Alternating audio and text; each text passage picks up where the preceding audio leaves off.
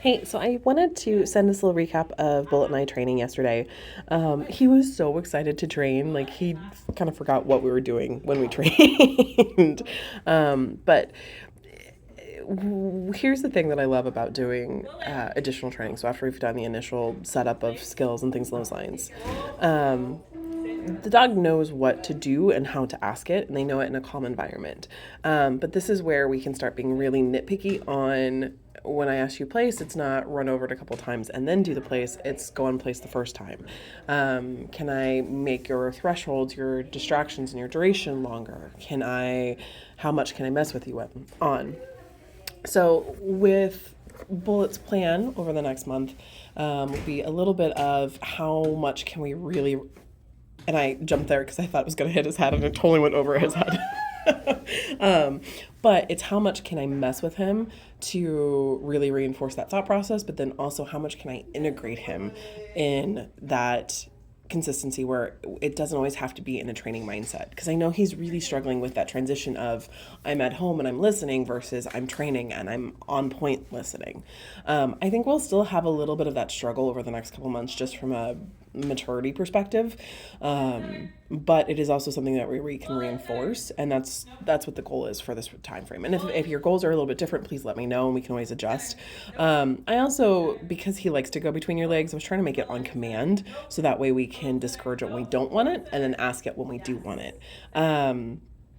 So I'm just messing with him in a center, so luring him into a sit position, and a little bit you're going to see me start doing pivots on him. So that's where eventually you could walk with him between your legs, and he stays in that, like, it's kind of like a body target position. It's something fun. I was trying to just capture something that he did fun-wise with me. But we're gonna hit again kind of the both sides of the spectrum of really high expectations now with a lot of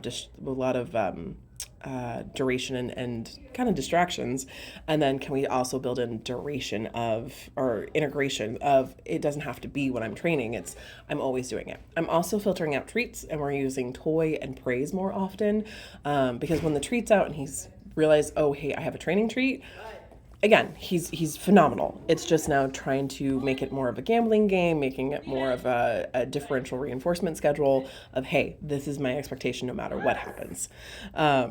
But he was so happy and so excited today. It was fun to mess with him. Let me know if you have any questions. And this is just kind of a recap of us just doing a little bit of a warm up for him.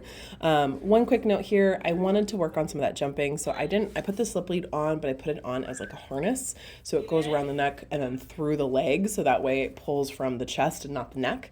And essentially what I'm doing here is, once I configure it on him, is that I'm going to try to get him to jump, and I can step on that leash and deter him of, nope, we're not doing this, and then as soon as he's down, I give him praise.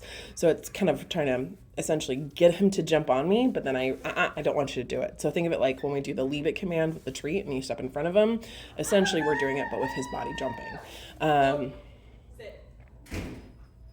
So I'm reinforcing that we don't throw paws anytime we're overexcited, just to help reinforce that because he's so big, I gotta stay down on the ground. So just a kind of a little tidbit of things that we're working on. But let me know if you have any questions. It was so much fun yesterday. And yeah, just enjoy the rest of the video.